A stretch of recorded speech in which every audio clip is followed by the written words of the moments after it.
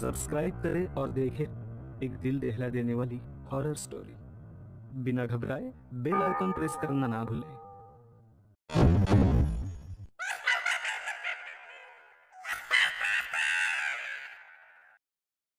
इस कहानी के लेखक हैं धीरज कुमार सालुंके। रात के 12:30 बज रहे थे। कोल्हापुर में धाराशिव जाने वाली सीनियर कॉलेज के छात्रों की बस जंगल के रास्ते से गुजर रही थी। ट्रिप खत्म करके वे वापस धाराशिव आ रहे थे। दिन भर मौज मस्ती करने की वजह से सभी छात्र थक कर सो गए थे। दरवाजे की सीट के पास विकास सर और सुशील सर खर्राटे ले रहे थे। बस ड्राइवर विजय मामा भी नींद में बस चला रहे थे। उनके बगल वाली सीट पर प्यून पांडु मामा बैठे हुए थे कि तभी बस के सामने जंगली सुअरों का झुंड आया। विजय मामा ने बस जंगल में रोक दी।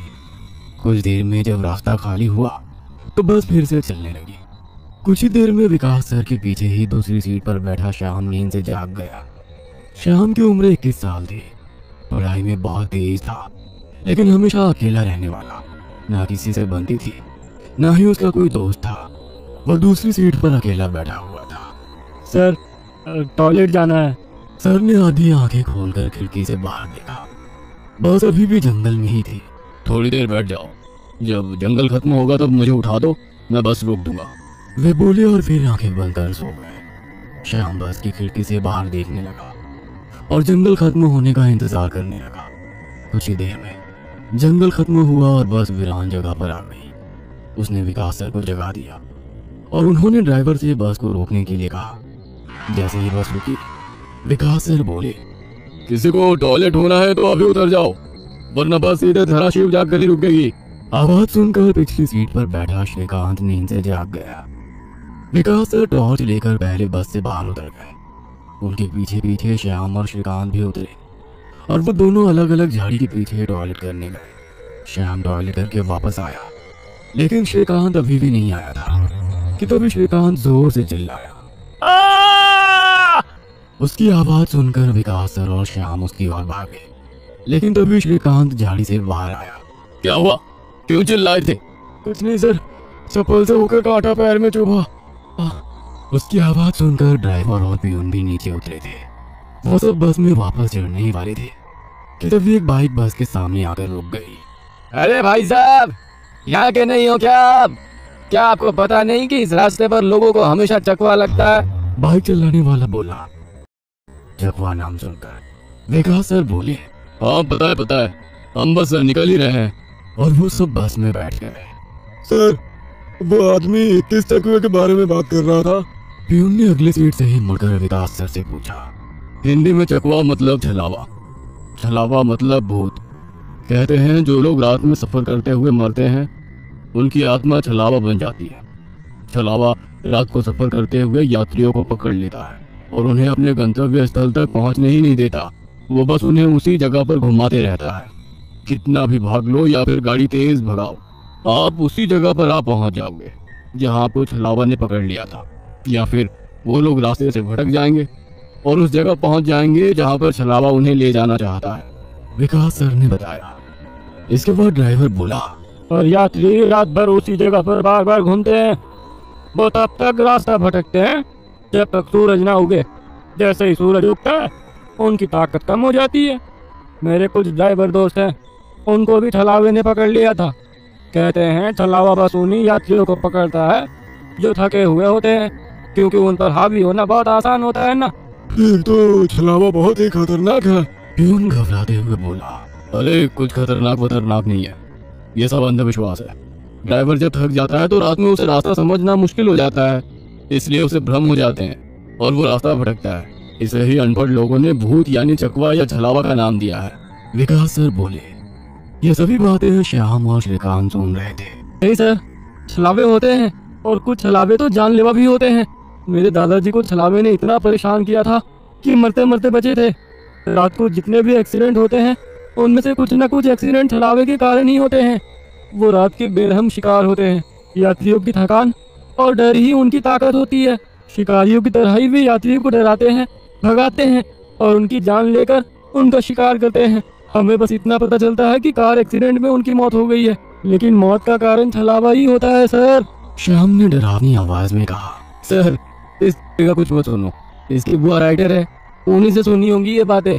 और राइटर लोगों का तो काम ही होता है बातें बनाना, उसी से तो उनका घर चलता है। पिछली सीट पर बैठे श्रीकांत ने कहा। श्रीकांत चुप हो जाओ और सो जाओ, उन्होंने डांटते हुए कहा। और उसके बाद सभी लोगों ने आंखें बंद कर ली और सो गए। कुछ समय बीता। श्याम अभी भी जाग रहा था और खिड़की से बाहर देख रहा था। बस किसी जंगल के बीचों बीच से गुजर रही थी कि तभी उसने देखा कि रास्ते के किनारे एक बंद पड़ी चाय की टपरी है। लेकिन ये चाय की टपरी तो मैंने पीछे भी पहले वाले जंगल में देखी थी। वो मन ही मन बोला और खिड़की के बाहर देखने लगा। तब उसे पता चला कि वो तो वही जंगल है जो वीरान जगह से पहले आया था। वह भागते हुए ड्राइवर के पास गया। विजय मामा नींद में बस चला रहे थे, बीच बीच में आंखें झपका रहे थे। विजय मामा बस कौन से जंगल में है? होगी किसी जंगल में, रास्ते में जंगल कम है क्या? नहीं मामा, हम वापस उसी जंगल में पहुंच गए हैं जहां पर बस के सामने जंगली सुअर आ गए थे। नहीं बेटा, तुम्हें कुछ तो गलतफहमी हो रही है, वो जंगल तो कब का पीछे छूट गए ना। उनकी बहस सुनकर विकास सर नींद से जाग गए। क्या हुआ श्याम? सर हमें छलावा लग चुका है, उसने हमें पकड़ लिया है क्योंकि बस वापस उसी जंगल में आई है जहाँ से पहले गुजरी थी। लेकिन विकास सर भी ड्राइवर की तरह उस पर विश्वास नहीं कर रहे थे।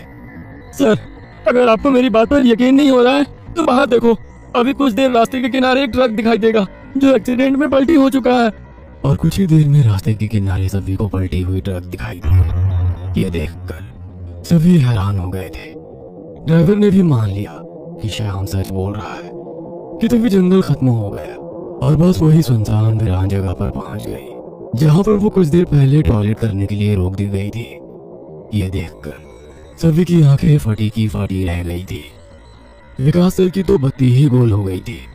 श्रीकांत पिछले सीट से आगे आ चुका था। सबके चेहरे का रंग उड़ गया था। बस अभी भी रास्ते पर चल रही थी कि तभी वो फिर से वापस वही जंगल में पहुंच गई।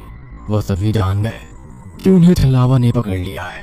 ड्राइवर कोई दूसरा रास्ता मिलता है या नहीं ये देख रहा था, लेकिन फिर भी बस वापस उसी जंगल में आ जाती थी। ऐसा लग रहा था कि मानो पूरी दुनिया में बस वही एक रास्ता है जो घूम फिर कर उसी जंगल में ले आता है। सर अभी इस छलावे से कैसे निकले? मैंने सुना है कि छलावे से बाहर तभी निकल सकते हैं जब सुबह हो जाए। इसका मतलब हमें रात भर इसी सड़क से गुजरना होगा, जंगल से वीराने में और वीराने से जंगल में। क्यों ना हम सुबह होने का इंतजार करते हुए उसी वीरान जगह पर रुक जाए। ड्राइवर बस चलाते हुए बोला।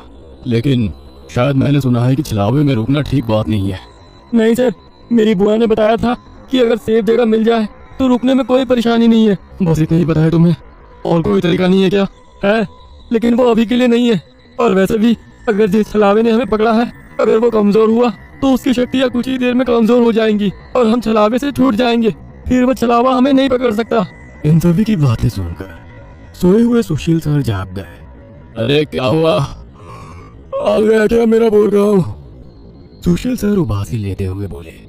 तभी सभी ने उन्हें घटी हुई घटना बता दी। यह सुनकर सुशील सर के तो मानो होश ही उड़ गए।